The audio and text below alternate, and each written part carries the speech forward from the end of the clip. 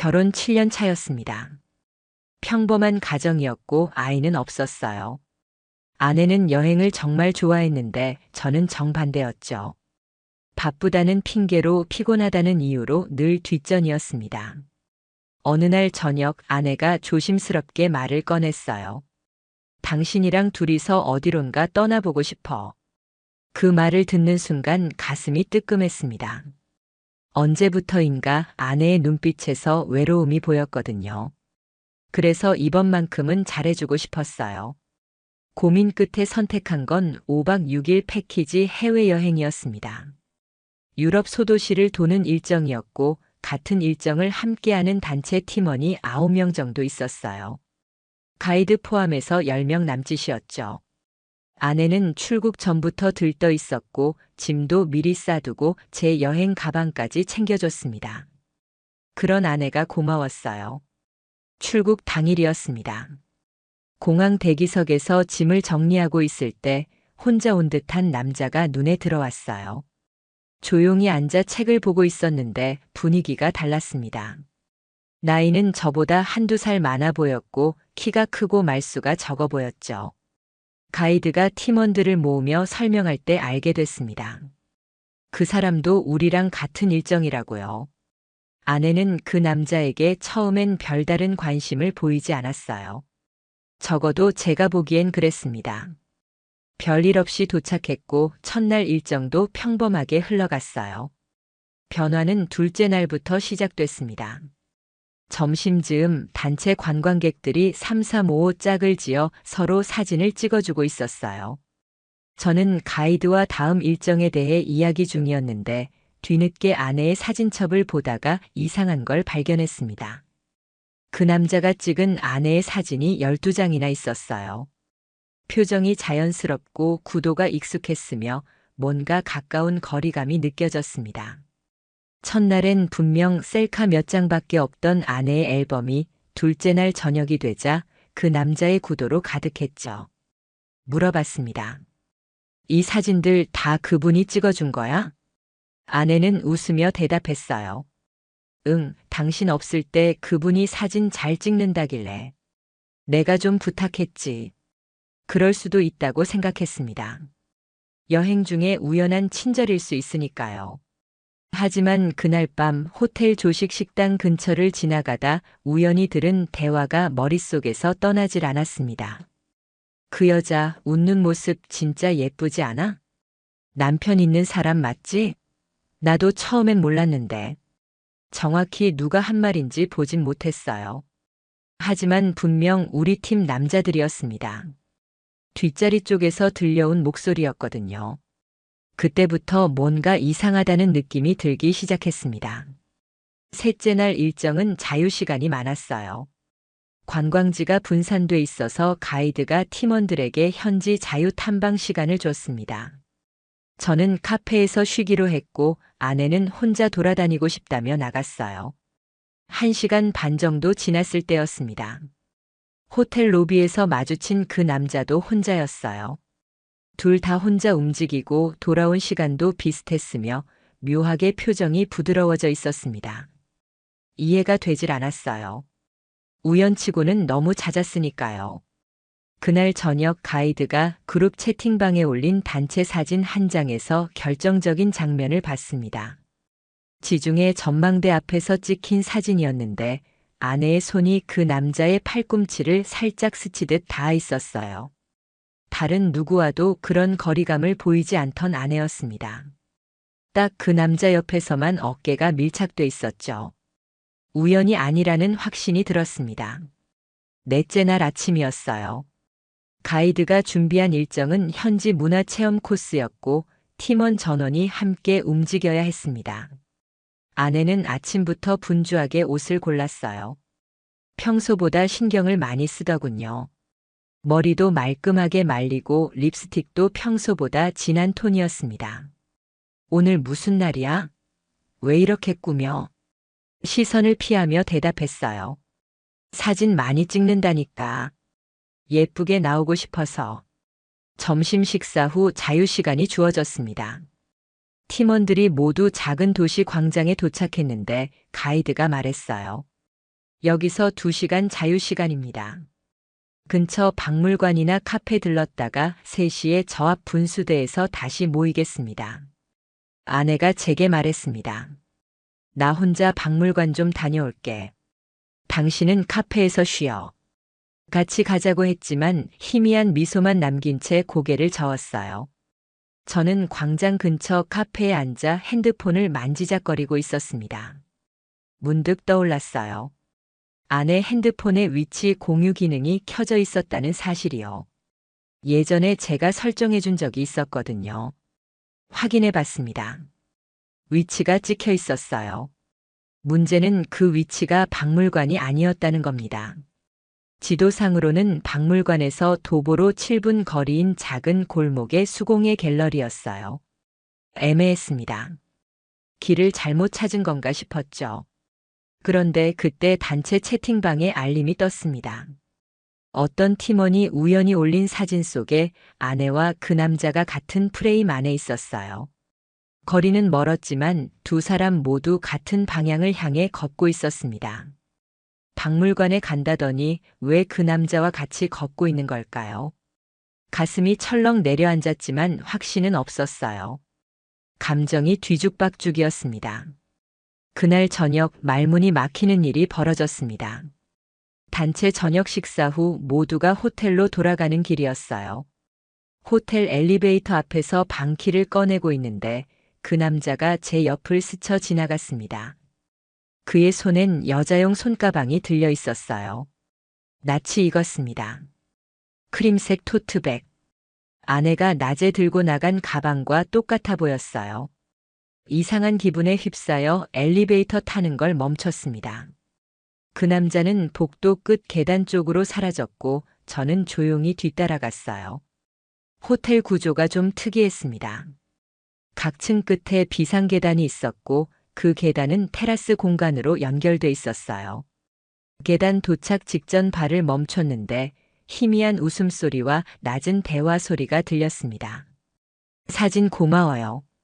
진짜 예쁘게 찍혔어요. 그치? 그 표정이 자연스럽게 나와서 같이 있으니까 편하네요. 그래서 그런가 봐요. 머릿속이 새하얘졌습니다. 목소리는 분명히 아내였고 말투도 익숙했습니다. 그 대화는 그냥 가볍게 넘길 수 없는 감정의 언어였어요. 더 듣고 싶지 않았습니다. 조용히 뒤돌아서 방으로 돌아왔고 침대 가장자리에 앉아 한참을 멍하니 있었습니다. 얼마 후 아내가 방에 들어왔어요. 아무 일 없다는 듯 해맑은 얼굴로요. 카페에서 뭐 했어? 커피 괜찮았어? 응. 그냥 멍하니 있었지. 난 박물관이 커서 다 못 봤어. 근데 괜찮더라. 거짓말이었습니다. 대놓고 한 거짓말. 아내는 눈 하나 깜빡하지 않고 그렇게 말했어요. 그 얼굴을 보는 제 심정은 속이 뒤집히는 느낌이었습니다. 5째 날 아침 저는 이미 여행의 설렘 같은 건 사라지고 없었습니다. 아내가 웃을 때마다 의심이 밀려왔고 그 남자가 고개를 돌릴 때마다 가슴이 철렁했어요. 둘은 분명히 뭔가 있었습니다. 하지만 증거가 없었고 저는 그걸 눈으로 확인해야만 했죠. 이제는 느낌이 아니라 확신으로 변한 불길한 예감이었으니까요. 그날 일정은 전원 마을을 도는 투어였습니다. 버스 안에서 가이드는 연신 농담을 던졌고 팀원들은 웃고 떠들며 분위기가 좋았어요. 아내는 창밖을 보며 조용히 웃고 있었는데 그 남자가 건너편 좌석에서 아내를 향해 미묘한 눈빛을 보내는 걸 분명히 봤습니다. 짧았지만 익숙한 시선이었어요. 마치 오래된 연인들 사이에서만 흐르는 공기 같았죠. 저는 의심을 감추지 않기로 했습니다. 일부러 팀원들과 대화를 나누며 그 남자의 행동을 관찰했어요. 혼자 왔다더니 이상하리만치 사람들과 쉽게 친해졌고 특히 아내에게는 묘하게 다정했습니다. 점심 식사 때 작은 사건이 있었어요. 가이드가 식당 예약이 꼬여서 4명씩 테이블을 나눠 앉아야 한다고 했는데 자연스럽게 아내, 그 남자 그리고 다른 부부 한 쌍이 한 테이블이 됐습니다. 저는 다른 테이블로 밀려났죠. 멀리서 바라봤습니다. 아내가 그 남자와 이야기하면서 웃고 있었어요. 그 웃음이 너무 낯설었습니다. 제가 한때 사랑했던 그 웃음이 이제는 제게가 아니라 낯선 남자에게 향해 있다는 사실이 견딜 수 없었어요. 식사 후 조용히 다른 팀원 한 명에게 말을 걸었습니다. 같이 온 여성분이었는데 꽤 관찰력이 좋은 분이었죠. 아무렇지 않게 물었습니다. 우리 아내, 그 남자분이랑 꽤 친해 보이죠? 잠시 망설이다가 조심스럽게 대답하더군요. 아, 아까도 같이 사진 찍던데요. 포즈가 좀 가까워서 놀랐어요. 머릿속이 울렸습니다. 제가 봤던 모든 장면들이 퍼즐처럼 맞춰졌어요. 단순한 착각이 아니었습니다. 그날 저녁 숙소 로비에서 일이 터졌습니다. 저녁 일정 후 모두 각자 방으로 흩어지는데 아내가 말했어요. 잠깐 산책 다녀올게. 태연한 척 고개를 끄덕였지만 속으론 이미 결심했습니다.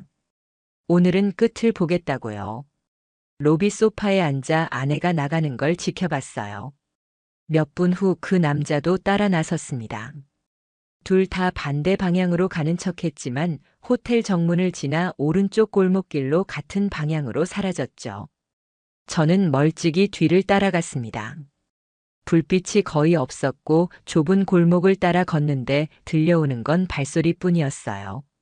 한참을 걸었을 때 작은 기념품 가게 옆에 있는 야외 카페가 눈에 들어왔습니다. 구석자리에서 아내와 그 남자가 마주 앉아 있었어요. 테이블에 음료가 놓여 있었고 아내는 손가락으로 머리카락을 빗으며 웃고 있었습니다. 그 표정은 제가 기억하던 여행의 설렘이 아니었어요. 사랑의 표정이었습니다. 문을 열고 들어가려다 발을 멈췄습니다. 들어가면 무너질 것 같았거든요. 증거가 없는 상태에서 다그치면 결국 오해로 몰릴 게 분명했습니다. 눈을 질끈 감고 뒤돌아섰어요. 그냥 확인만 하자고 그렇게 자신을 달랬죠. 숙소로 돌아오는 길이 길었습니다. 머릿속엔 온통 그 장면뿐이었어요. 손끝 하나 스치지 않았는데도 그 둘의 눈빛만으로 이미 모든 게 끝났다는 걸 직감했습니다. 거의 한숨도 못 잤습니다. 아내는 늦게 들어왔어요. 한참을 문 앞에 서 있더니 조심스레 들어와선 말했죠. 호텔 주변에 사람 많더라. 그냥 구경 좀 하고 왔어. 가방을 내려놓는 순간 익숙한 냄새가 퍼졌습니다. 낯선 남자 향수 냄새였어요. 그 남자가 쓰던 향이었습니다. 아침마다 로비에서 스치던 그 냄새가 아내의 옷깃에 배어 있었어요. 이건 단순한 여행이 아니었습니다. 누군가의 시작이자 누군가의 끝이었죠. 6째 날 여행의 마지막 일정이 시작됐습니다. 마지막 날이라 그런지 팀원들 모두 기념 사진을 많이 찍으려 했고 아내는 유난히 밝아 보였어요. 얼굴에 그림자 하나 없었고 누가 봐도 여행을 만끽한 사람이었습니다. 낯설었어요. 지금 내 앞에 있는 이 여자가 단 하루 전 낯선 남자와 테이블을 사이에 두고 웃고 있던 그 사람이라는 사실이 너무 이질적이었습니다. 그 남자는 여전히 말이 없었어요. 하지만 눈치 빠른 사람이라면 느꼈을 겁니다. 그와 아내 사이에 흐르는 공기와 거리감. 결코 우연이라 부를 수 없었죠. 점심 무렵 가이드가 안내했습니다. 단체 이동이 아닌 각자 개별 이동 후 공항에서 집결이라고요. 팀원들은 3-3-5 흩어졌고 저는 혼자 공항으로 향했습니다. 아내는 말했어요. 호텔에 지갑을 두고 온 것 같아. 나중에 갈게. 기억났습니다. 아내 핸드폰의 위치 공유가 여전히 제 계정에 연결돼 있었다는 사실이요. 공항 도착 후 조용히 위치를 확인했습니다. 호텔이 아니었어요. 지갑이란 말은 거짓이었습니다. 지도상에 찍힌 위치는 숙소 근처의 개인 사진관이었어요. 며칠 전 산책 중에 스쳐 지나가며 봤던 작은 공간이었습니다. 벽엔 커플 사진들이 붙어 있었고 사진 배경지들이 입구에 주렁주렁 걸려 있던 그곳이요. 가슴이 무너졌습니다. 도대체 왜일까요? 지금 이 시점에서 여행의 마지막 날 공항에 가야 하는 시간에 왜 아내가 그 남자와 함께 커플 사진관에 있는 건지요. 단체 채팅방에 사진 한 장이 올라왔습니다. 마지막 단체 사진이라는 제목이었어요. 로비에서 우연히 마주친 팀원이 찍은 사진이었습니다. 그 사진 속엔 아내와 그 남자가 호텔 앞 벤치에 나란히 앉아 웃고 있었어요. 다른 사람들 다 짐 챙기느라 바쁜 시간에 두 사람은 마치 연인처럼 서로를 바라보며 웃고 있었습니다. 사진을 올린 사람은 아무 의도 없이 공유했겠지만 제 눈에는 그 장면이 도저히 평범하게 보이지 않았어요. 더 이상 참을 수 없었습니다. 직접 그곳으로 가기로 했어요. 공항에서 급하게 택시를 타고 구글 지도를 따라 그 사진관 앞으로 향했습니다. 공항 집결 시간까지는 아직 몇 시간 정도 여유가 있었거든요. 오래된 골목 안에 숨은 공간이었습니다. 사진관 유리창 너머로 커튼이 쳐져 있었고 안에서 어떤 말소리가 어렴풋이 새어나왔어요. 이런 거 찍으면서 이렇게 웃기는 처음이야. 제가 웃게 만든 거잖아요. 사진에도 감정이 담기니까요. 숨이 턱 막혔습니다. 카페에서 들었던 그 말투와 똑같았어요. 아내의 그리고 그 남자의 목소리였습니다. 조용히 문을 열고 안으로 들어가려 했지만 사진관 직원으로 보이는 여성이 저를 막아섰어요. 예약 손님 촬영 중이라며 출입이 안 된다고 했습니다. 하지만 똑똑히 들었습니다. 셔터 소리, 웃음소리, 그리고 마치 연극하듯 주고받는 말들. 그들은 지금 추억을 만들고 있었어요. 제가 모르는 시간 속에서 제가 없는 공간에서요. 발걸음을 돌렸습니다. 더 이상 볼 수 없었어요. 본다 해도 달라질 게 없었으니까요. 공항으로 돌아왔고 아내는 아무렇지 않게 저를 맞이했습니다. 오히려 늦게 온 저에게 말했어요. 미안, 길이 막혔어. 나도 택시 겨우 잡았어. 말없이 고개를 끄덕였습니다. 더 이상 추궁해도 증거가 없으면 의미 없다는 걸 깨달았으니까요. 비행기 안. 저는 통로 쪽에, 아내는 창가 자리에 앉았습니다. 아내는 구름 위의 하늘을 바라보며 조용히 웃고 있었고 저는 옆자리에서 소리 없는 눈물을 흘리고 있었어요. 아내의 웃음은 아름다웠지만 그 웃음의 주인이 이제 제가 아니라는 사실이 선명하게 다가왔습니다. 이제 한국으로 돌아갑니다. 여행은 단순한 추억이 아니라 제 결혼 생활의 껍데기를 산산이 부수고 돌아온 하나의 파국이었어요. 진짜 지옥은 귀국 후 시작됐습니다. 귀국한 지 하루가 지났습니다. 여행 가방을 풀면서 우리 집이 더 이상 편안한 공간이 아니라는 걸 온몸으로 느꼈어요. 아내는 분주하게 세탁기를 돌리고 정리하고 냉장고를 확인하며 언뜻 보면 평소와 다를 바 없었지만 모든 게 달랐습니다. 표정이, 행동이, 시선이요. 아내는 자꾸 핸드폰을 만지작거렸고 제가 말 걸면 짧게 대답했으며 무언가 지속적으로 생각에 잠겨 있는 듯한 모습을 보였어요. 피곤하지 않아? 물으면 이렇게 대답했습니다. 괜찮아. 그냥 멍하니 있으면 풀리는 스타일이야. 아내는 평소에 여행 후 무조건 낮잠을 자던 사람이었는데 그날은 전혀 눈을 붙이지 않았어요. 대신 계속 무언가를 쓰고 지우고 다시 쓰는 듯한 행동을 반복했습니다. 이틀 후였습니다. 빨래를 개키다가 이상한 걸 발견했어요. 아내가 세탁기에 넣지 않고 따로 뺀 여행용 바람막이 점퍼가 건조대에 걸려 있었는데 그 옷에서 작은 종이 한 장이 흘러내렸습니다. 펼쳐봤습니다. 손글씨였어요. 당신의 표정이 잊히지 않습니다. 이대로 보내기엔 아쉬운 사람. 연락 기다릴게요. 그 밑에 이메일 주소 하나가 적혀 있었습니다. 심장이 덜컥 내려앉았어요. 아내가 버리지 않고 숨겨뒀다는 것. 접힌 자국도 오래되지 않았고 종이는 깨끗했으며 아주 조심스럽게 점퍼 속 안주머니에 접어넣은 상태였습니다. 그날 밤 잠든 아내의 핸드폰을 확인했습니다. 잠금이 바뀌어 있었어요. 결혼 후 7년간 바꾼 적 없던 비밀번호였습니다. 몇 번을 시도해봤지만 열리지 않았죠. 집안은 냉각 상태로 접어들었습니다. 아내는 계속 무언가를 숨기는 듯 행동했고 저는 매일 마음속에서 수십 번씩 무너지고 있었어요. 사흘 후 아내가 말했습니다. 외출 좀 하고 올게.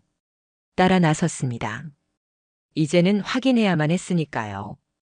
아내는 지하철을 탔고 40분 후 작은 북카페가 있는 골목길에 내렸어요. 멀찍이 따라가며 지켜봤습니다. 골목 끝 카페 앞에서 아내가 멈춰 섰고 안을 들여다보더니 들어갔습니다. 제가 조심스럽게 카페 유리창 너머를 들여다봤을 때 그 남자가 있었어요. 여행 때 봤던 그 모습 그대로.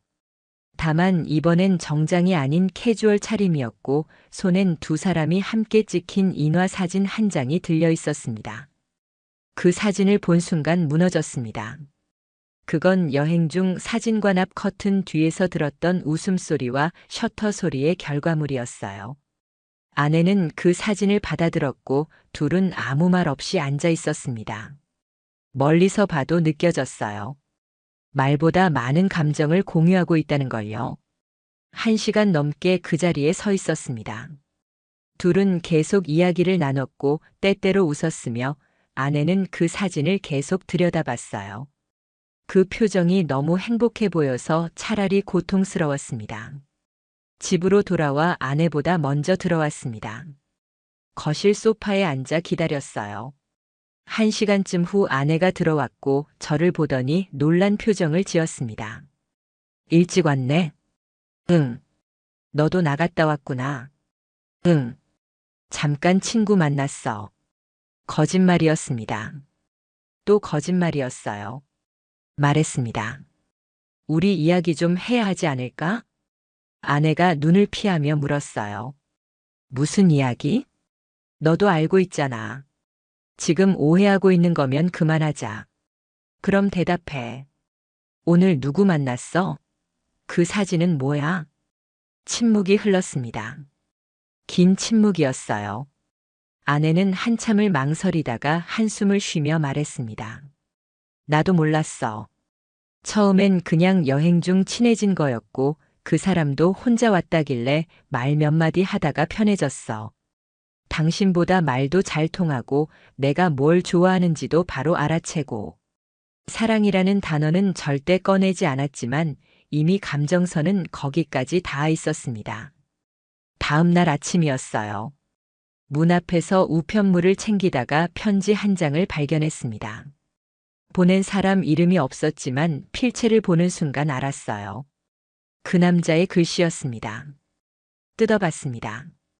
당신이 모르길 바랐지만 결국 알게 됐다면 내 진심은 그 여자를 아프게 하지 않는 것이었습니다. 하지만 감정을 멈출 수는 없었습니다. 용서를 구하지 않겠습니다. 다만 그녀가 행복하길 바랍니다. 편지를 찢었습니다. 하지만 그날 이후 아내는 점점 멀어져 갔어요. 마치 스스로 죄책감에 갇혀버린 사람처럼 말수가 줄고 눈빛도 흐려졌습니다. 일주일쯤 지났을 때 우연히 알게 됐습니다. 아내 친구를 통해서요. 여행 전에 함께 쇼핑을 갔던 친구였어요. 전화를 걸었습니다. 처음엔 말을 아끼더니 결국 털어놨어요. 그 남자요, 여행 전에 아내분이랑 SNS로 먼저 연락했대요. 같은 여행 간다는 걸 알고 일부러 인사 나눴다고. 저도 몰랐어요. 아니, 사실 알았는데 그렇게까지 될 줄은 몰랐어요. 우연이 아니었습니다. 의도된 만남이었고 시작부터 짜여진 그림이었어요. 모든 걸 다 알고 있다는 걸 아내에게 털어놓았습니다. 사진관, 이메일 주소, 여행 전 연락, 그리고 아내 친구의 증언까지 전부요. 아내는 잠시 말이 없더니 한참을 멍하니 앉아 있었습니다. 혼잣말처럼 이렇게 말했어요. 그 사람은 아무 말도 안 했는데 내가 먼저였어. 모든 게 멈춘 것 같았습니다. 제가 무너진 줄 알았던 순간은 사실 서막에 불과했던 거죠. 아내의 말은 충격 그 자체였습니다. 여행 전 우연히 패키지 여행 관련 커뮤니티에서 혼자 간다는 글을 올린 그 남자의 댓글을 아내가 먼저 달았고 메시지를 주고받으며 도착해서 인사나 하자는 식의 말을 건넸다고 했어요. 처음엔 그냥 친절이었다고 합니다. 근데 어느 순간부터 그 남자의 관심이 달콤하게 느껴졌고 여행 3일 차쯤 자신이 먼저 말했다고 했어요. 같이 있으면 내가 여자라는 걸 느껴요. 이 한 문장이 가슴을 칼로 찢는 것 같았습니다. 물었습니다. 그럼 둘이 사라졌던 그날 호텔에서 사진관에서 대체 무슨 일이 있었던 거야? 아내는 대답하지 않았어요. 대답할 수 없는 표정. 그게 오히려 대답이었습니다. 며칠 후 그 남자가 직접 저에게 전화를 걸어왔습니다. 번호는 어디서 났는지 모르겠어요. 모르는 번호라 그냥 받았고 그 남자라는 걸 알게 되었죠. 차분한 목소리였어요. 죄송합니다. 하지만 저는 그 사람을 아프게 하지 않으려고 했습니다. 계속 밀어냈고 망설였고 하지만 그녀가 먼저였고 그 감정을 무시할 수가 없었습니다. 말했습니다. 그럼 이제는요? 지금은 뭘 바랍니까? 대답이 돌아왔습니다. 아무것도 원하지 않아요. 그 사람은 돌아가야 할 곳이 있고 그게 당신이라는 걸 알아요. 하지만 그 며칠간의 진심은 그녀에게도 있었을 겁니다. 웃음이 나왔습니다. 한심하고 비참해서요. 이 남자는 자신을 소설 속 주인공쯤으로 착각하고 있었던 겁니다. 한 가정을 박살내 놓고도 미화된 감정선으로 모든 걸 덮으려는 치졸함이었어요. 더 이상 듣고 싶지 않았습니다. 전화를 끊고 그대로 주저앉았어요. 아내는 그날 이후 계속 말을 아꼈습니다. 식사도 거의 하지 않았고 눈빛은 멍했으며 무기력하게 살아있었죠. 마치 자신이 짓밟아 놓은 걸 처음으로 똑바로 바라보는 사람처럼요. 일주일이 지났습니다. 아내와 저는 같은 집에 살면서도 서로 다른 세계에 갇혀 있었어요. 대화는 최소한으로 줄었고 식사도 따로 했으며 밤에는 등을 돌리고 잤습니다. 아내는 매일 핸드폰만 들여다봤어요. 화면을 가리듯 각도를 틀고 제가 다가가면 재빨리 잠금을 걸었습니다. 그 모습을 보는 게 고통스러웠지만 차마 뺏어볼 용기는 없었어요. 어느 날 밤이었습니다. 아내가 샤워를 하는 동안 거실 소파에 놓인 핸드폰이 울렸어요. 화면에 알림이 떴습니다. 이메일이었는데 발신자 주소가 그 종이 쪽지에 적혀 있던 주소와 똑같았습니다. 제목만 보였어요. 당신이 보고 싶습니다. 손이 떨렸습니다. 열어볼까 말까 고민하다가 결국 그냥 뒀어요.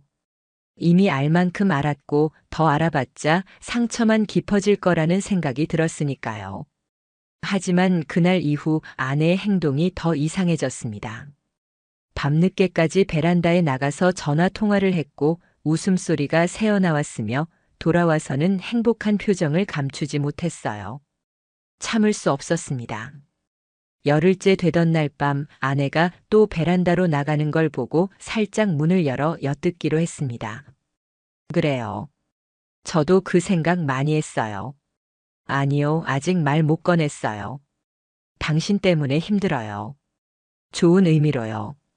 곧 만날 수 있을까요? 더 들을 수 없었습니다. 문을 닫고 침대에 누웠어요. 눈물도 나오지 않았습니다. 그저 텅 빈 느낌만 들었죠. 다음 날 아침 아내가 말했습니다. 오늘 하루 집 좀 비울게. 어디 가는데? 친구 만나. 또 거짓말이었습니다. 표정을 보면 알 수 있었어요. 이번에는 따라가지 않기로 했습니다. 대신 집에서 아내의 흔적을 찾아보기로 했어요. 아내가 나간 후 서재를 뒤졌습니다. 평소에 일기장을 쓰던 아내였거든요. 결혼 후에는 거의 쓰지 않았지만 혹시나 싶어 찾아봤어요. 책장 맨 위쪽에서 새 노트 한 권을 발견했습니다. 펼쳐보니 최근 날짜였어요.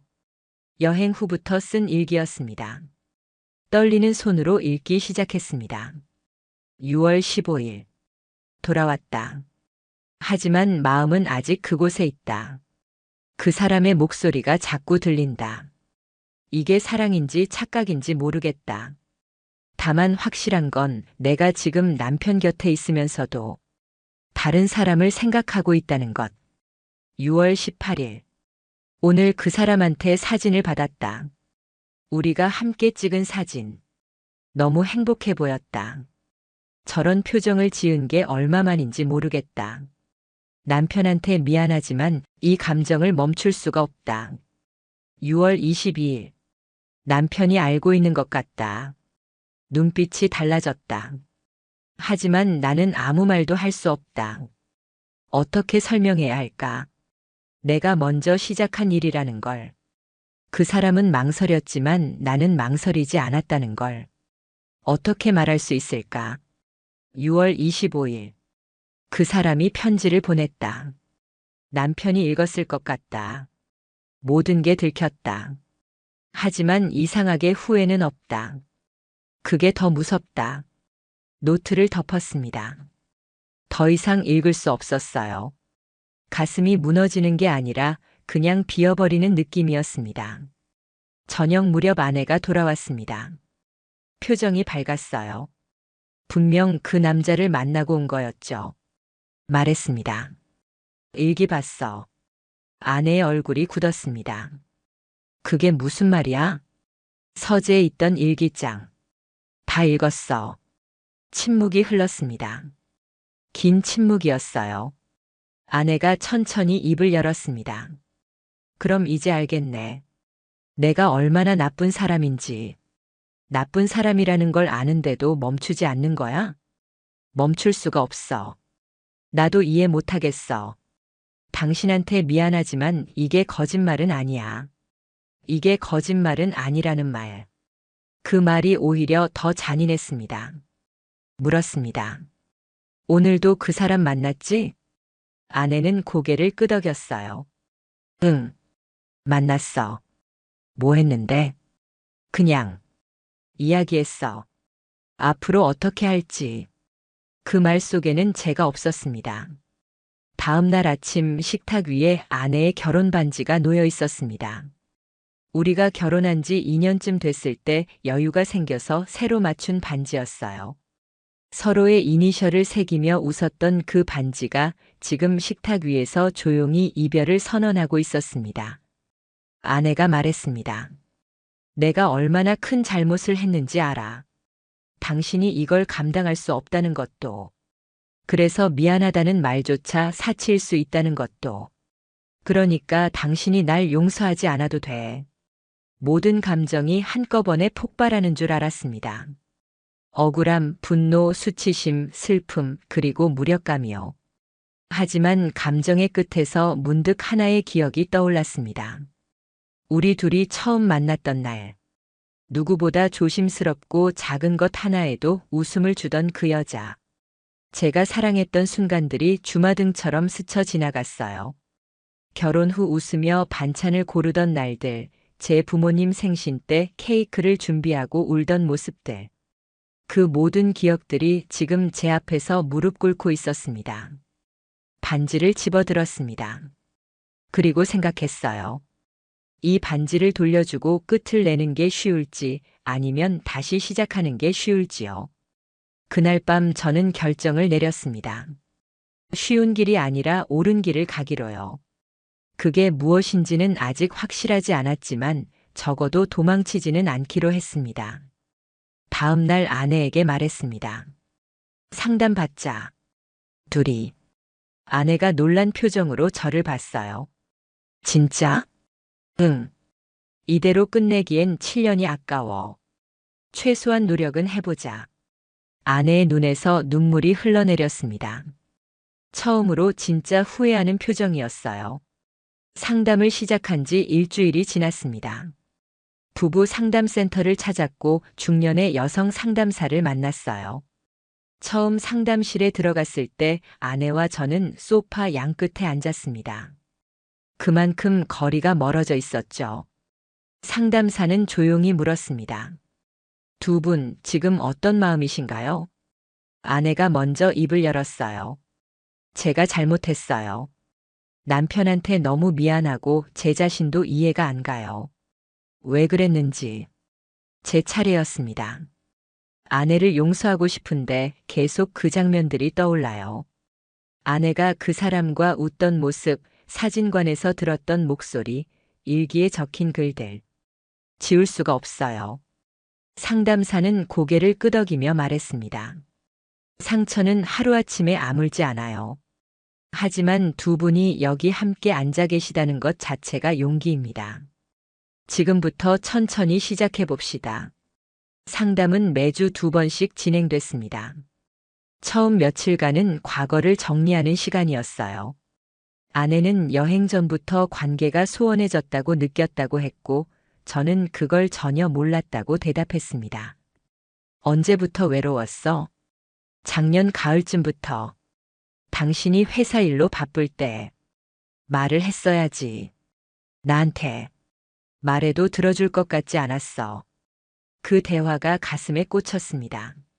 제가 아내의 외로움을 외면했다는 걸 뒤늦게 깨달았으니까요. 하지만 이해하는 것과 용서하는 건 달랐습니다.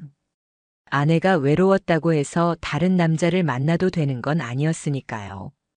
2주차 상담이 끝난 뒤 집으로 돌아오는 길이었습니다. 아내의 핸드폰이 울렸어요. 진동이었지만 조용한 차 안에서 또렷하게 들렸습니다. 아내는 핸드폰을 확인하더니 재빨리 가방 속에 넣었어요. 누구야? 친구. 어떤 친구? 대답이 없었습니다. 신호등에 차를 세우고 아내를 똑바로 봤어요. 상담 받기로 했으면 솔직해져야 하는 거 아니야? 그 사람이지. 아내가 고개를 끄덕였습니다. 응. 아직도 연락해? 끊으려고 했는데 자꾸 연락이 와. 받지 마. 알겠어. 하지만 다음 날도 그 다음 날도 아내의 핸드폰은 계속 울렸습니다. 진동으로 설정돼 있었지만 소리가 들렸어요. 아내는 확인만 하고 받지는 않았지만 그 표정이 흔들리고 있다는 걸 알 수 있었습니다. 3주차 상담 날이었습니다. 상담사가 개별 상담을 제안했어요. 먼저 아내가 들어갔고 30분 후 제 차례였습니다. 상담실에 들어가자 상담사가 조심스럽게 말했습니다. 남편분, 아내분이 아직 정리를 못하신 것 같아요. 무슨 말씀이세요? 감정적으로 여전히 그 남성분한테 마음이 가 있는 상태예요. 상담을 받으면서도 계속 연락을 주고받고 있다고 하시더라고요. 머리를 망치로 맞은 것 같았습니다. 그럼 지금 저랑 상담받는 게 의미가 있나요? 있습니다. 아내분도 노력하고 계세요. 다만 감정을 끊는 게 생각보다 어려운 거죠. 조금만 더 기다려주시면. 얼마나요? 한 달? 1년? 그 사이에 저는 뭘 하고 있어야 하는데요? 목소리가 떨렸습니다. 참아왔던 감정이 터져 나왔어요. 그날 상담을 마치고 집에 돌아와 아내에게 말했습니다. 연락 끊어. 지금 당장. 아내가 고개를 숙였습니다. 노력하고 있어. 노력이 아니라 끊으라고. 그 사람 번호 차단하고 이메일 차단하고 모든 연락을 끊어. 아내는 한참을 망설이다가 핸드폰을 꺼냈습니다. 제 앞에서 그 남자의 번호를 차단했어요. 하지만 표정이 너무 괴로워 보여서 오히려 제가 더 고통스러웠습니다. 며칠 후였습니다. 새벽 2시쯤 깼는데 아내가 베란다에 나가 있었어요. 조용히 다가가 보니 핸드폰을 들고 화면을 보고 있었습니다. 울고 있었어요. 뒤에서 물었습니다. 뭐 보고 있어? 아내가 깜짝 놀라 뒤돌아봤습니다. 핸드폰 화면에는 여행 때 찍은 사진들이 있었어요. 그 남자와 함께 찍은 사진들이었습니다. 아직도 그 사진 갖고 있었어? 미안해. 미안하면 지워. 지금. 아내는 손가락을 움직이지 못했습니다. 그 모습을 보는 게 너무 견딜 수 없어서 제가 핸드폰을 빼앗았어요. 내가 지울게. 하나하나 삭제하기 시작했습니다. 아내는 말리지 않았지만 눈물만 계속 흘렸어요. 모든 사진을 지우고 나서 핸드폰을 돌려줬습니다. 이제 그만 좀 하자. 제발. 아내가 고개를 끄덕였습니다. 하지만 그 눈빛에는 여전히 무언가가 남아 있었어요. 4주차 상담날 상담사가 새로운 제안을 했습니다. 두 분이 함께할 수 있는 새로운 추억을 만들어 보시는 건 어떨까요? 과거를 지우는 게 아니라 새로운 걸로 덮어쓰는 거예요. 집에 돌아와 아내에게 물었습니다. 우리 주말에 어디 갈까? 가까운 곳으로. 아내가 놀란 표정으로 저를 봤어요. 진짜? 응. 우리 둘이. 주말이 됐습니다. 근교 수목원으로 갔어요. 조용하고 사람도 많지 않은 곳이었습니다. 오랜만에 둘이서 걷는 거였죠. 처음엔 어색했습니다. 무슨 말을 해야 할지 몰랐어요. 아내도 마찬가지였던 것 같습니다. 한참을 말없이 걷다가 아내가 먼저 입을 열었어요. 꽃 예쁘다. 응. 당신이랑 이렇게 걷는 거 오랜만이네. 그러게. 짧은 대화였지만 오랜만에 평범한 대화였습니다. 싸우지도 않고 추궁하지도 않고 그냥 걷고 이야기하는 시간이었죠. 벤치에 앉아 쉬고 있을 때 아내가 말했습니다. 고마워. 이런 기회 줘서. 우리가 노력해야 할 일이니까. 나 진짜 정리할게. 진짜로. 아내의 목소리에 진심이 담겨 있었습니다. 처음으로 그렇게 느껴졌어요. 하지만 집에 돌아온 그날 밤 우편함에서 또 편지 한 장을 발견했습니다. 같은 필체였어요. 그 남자의 글씨였습니다. 뜯어보지 않고 그대로 찢어버렸습니다. 아내한테 보여주지도 않았어요. 더 이상 그 사람의 흔적을 집안에 들이고 싶지 않았으니까요. 5주차 상담이 끝나갈 무렵이었습니다. 상담사가 물었어요.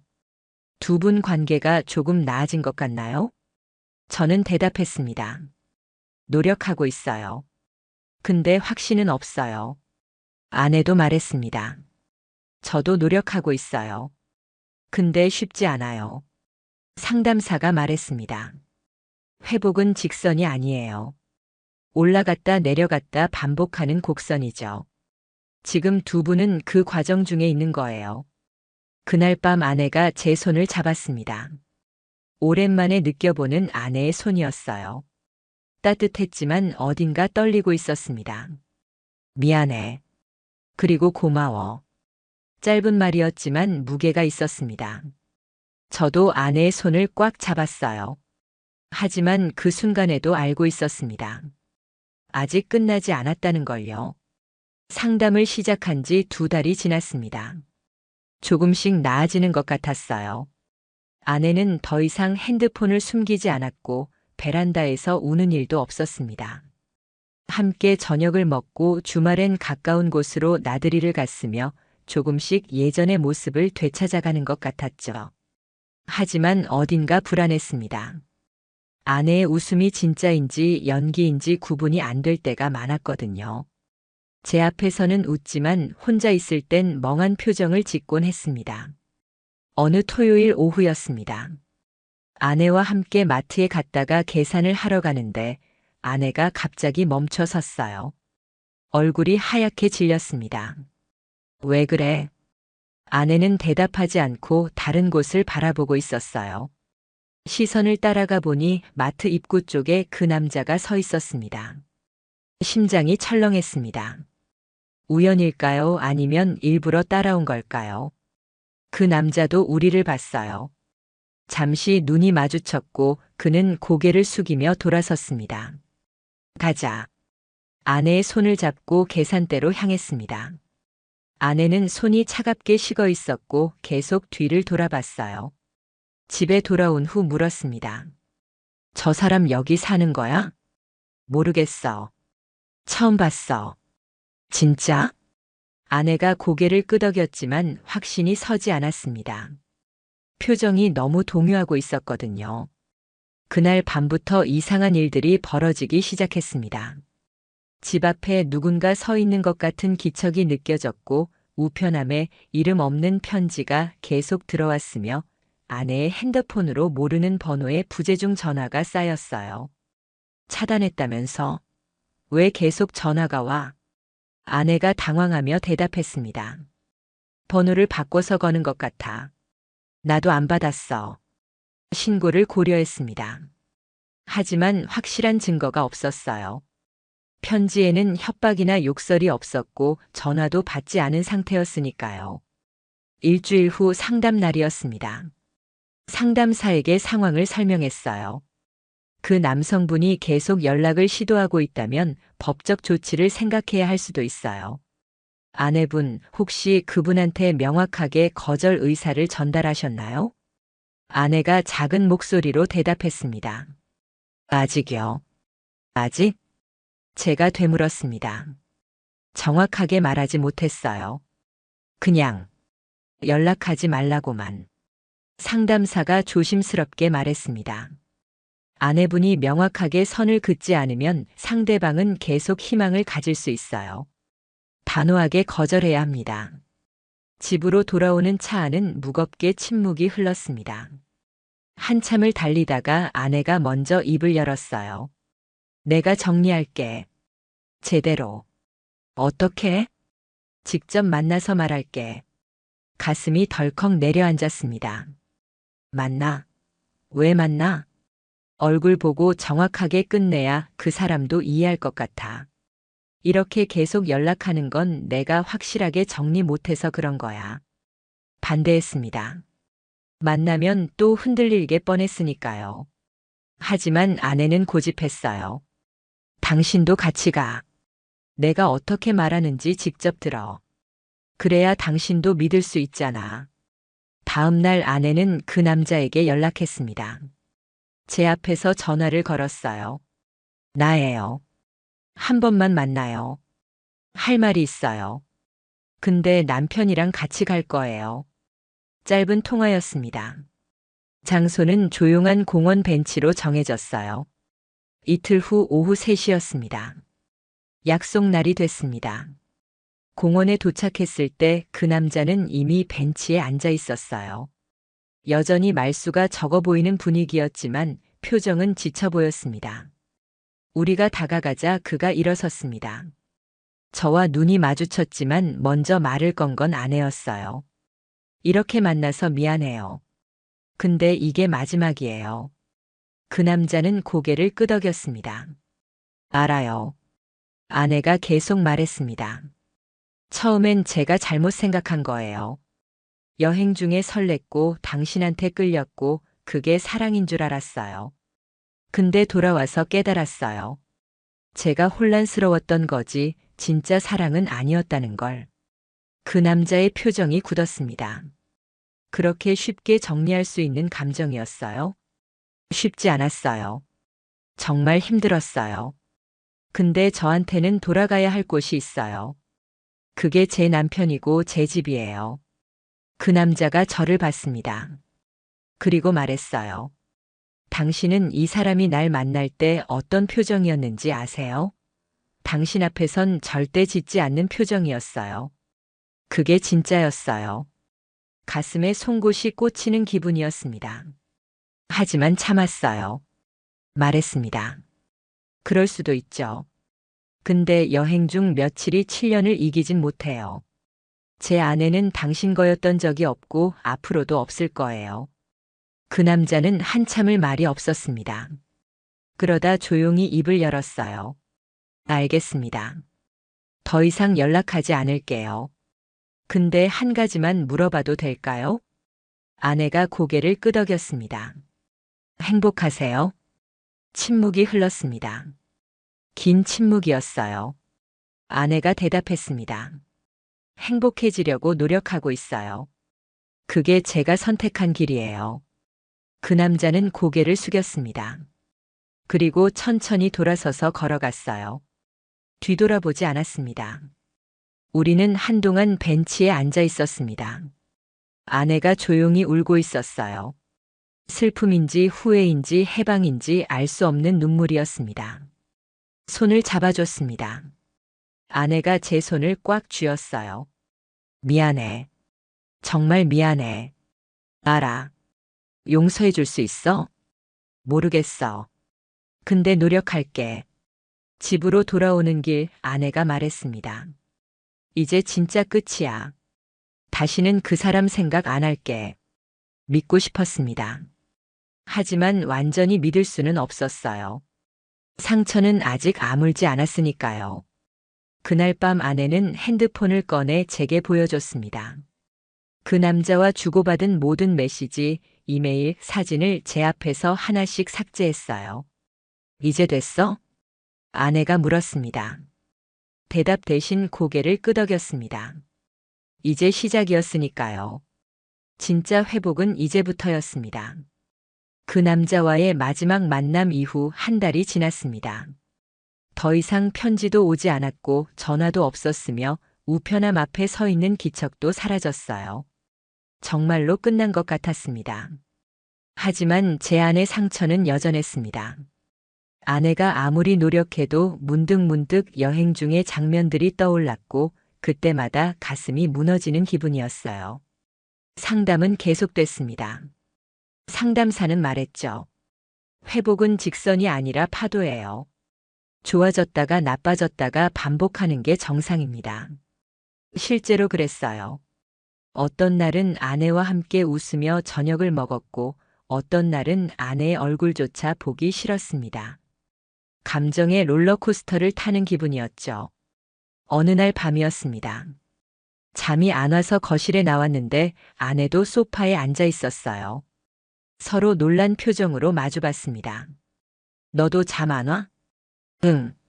자꾸 생각나서. 무슨 생각이 나는지 묻지 않았습니다. 알고 싶지 않았으니까요. 대신 옆에 앉았어요. 한참을 말없이 앉아 있다가 아내가 먼저 입을 열었습니다.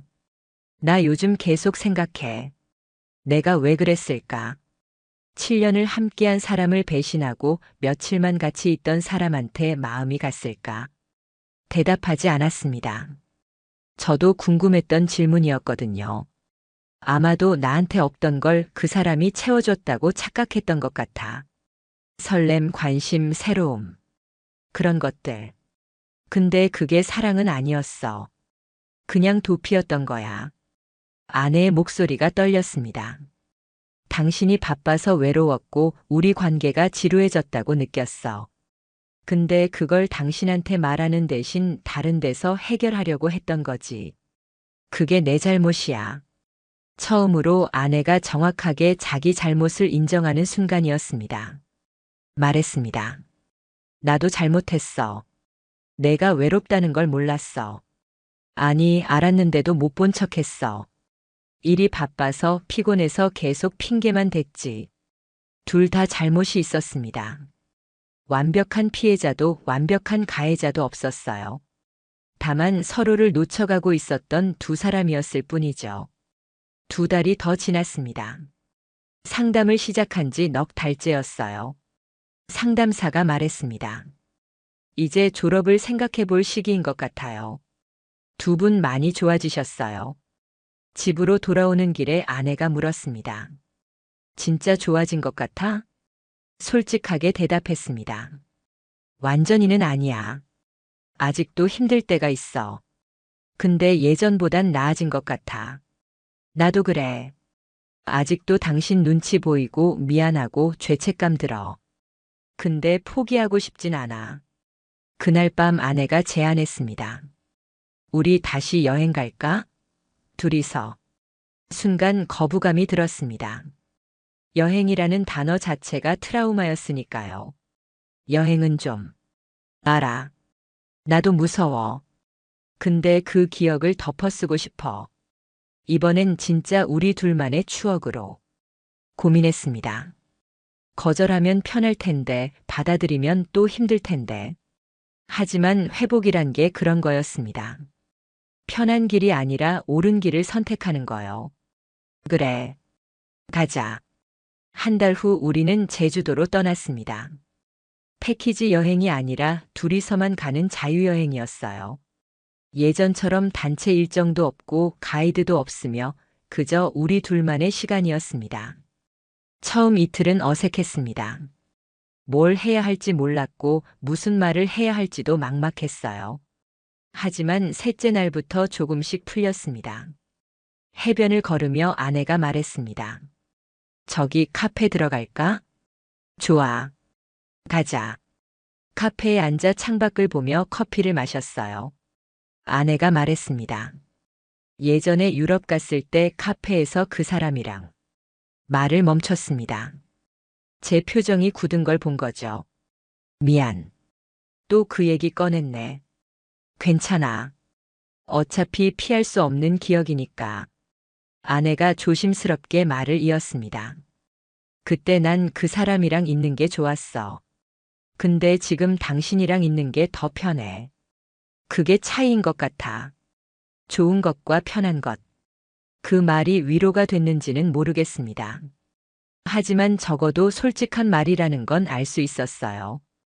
여행 마지막 날이었습니다. 일몰을 보러 갔는데 아내가 사진을 찍자고 했어요. 우리 사진 찍자. 찍기 싫은데. 왜? 사진만 보면 유럽 여행 생각나서. 아내가 제 손을 잡았습니다. 그래서 더 찍어야 해. 새로운 사진으로 채워야지. 안 그러면 평생 그 기억에 갇혀 살아. 삼각대를 세우고 둘이서 사진을 찍었습니다. 억지로 웃었지만 그래도 찍었어요. 돌아와서 사진을 보니 표정이 어색했지만 그래도 함께 있었습니다. 집으로 돌아온 후 일상이 이어졌습니다. 출근하고 퇴근하고 저녁 먹고 잠들고 반복되는 일상 속에서 조금씩 우리는 변했어요. 아내는 더 이상 핸드폰을 숨기지 않았고 저는 더 이상 아내를 의심하지 않으려 노력했습니다. 완벽하진 않았지만 나아지고 있었어요. 반년이 지났습니다. 어느 날 저녁 아내가 말했습니다. 우리 아이 가질까? 깜짝 놀랐습니다. 갑자기 왜? 이제 다시 시작하는 것 같아서. 새로운 시작점이 필요한 것 같아. 고민했습니다. 아이를 가지면 책임이 생기고 더 이상 도망칠 수 없게 되죠. 그게 두려웠습니다. 조금 더 생각해보자. 알겠어. 1년이 지났습니다. 상담을 종료한 지도 8달이 됐어요. 우리는 여전히 완벽하지 않았지만 그래도 함께 있었습니다. 어느 날 아내가 또 물었습니다. 나 용서한 거야? 대답했습니다. 완전히는 아니야. 아직도 생각나고 아직도 아파. 근데 너랑 살기로 선택한 거야. 그게 내 용서 방식이야. 아내가 울었습니다. 고마워. 평생 잘할게. 평생은 너무 부담스러우니까 그냥 오늘 하루만 잘해. 웃으며 말했지만 진심이었습니다. 평생을 약속하기엔 아직 상처가 아물지 않았으니까요. 하지만 오늘 하루는 함께할 수 있었습니다. 지금 우리 집 거실 벽에는 제주도에서 찍은 사진이 걸려 있습니다. 어색하지만 함께 웃고 있는 우리 모습이요. 완벽한 사진은 아니지만 그래도 우리 사진입니다. 사람들은 묻습니다. 어떻게 용서할 수 있었어? 대답합니다. 용서한 게 아니라 선택한 거예요. 증오하며 혼자 사는 것보다 상처를 안고 함께 사는 걸 선택한 거죠. 회복은 끝나지 않았습니다. 아마 평생 진행형일 겁니다.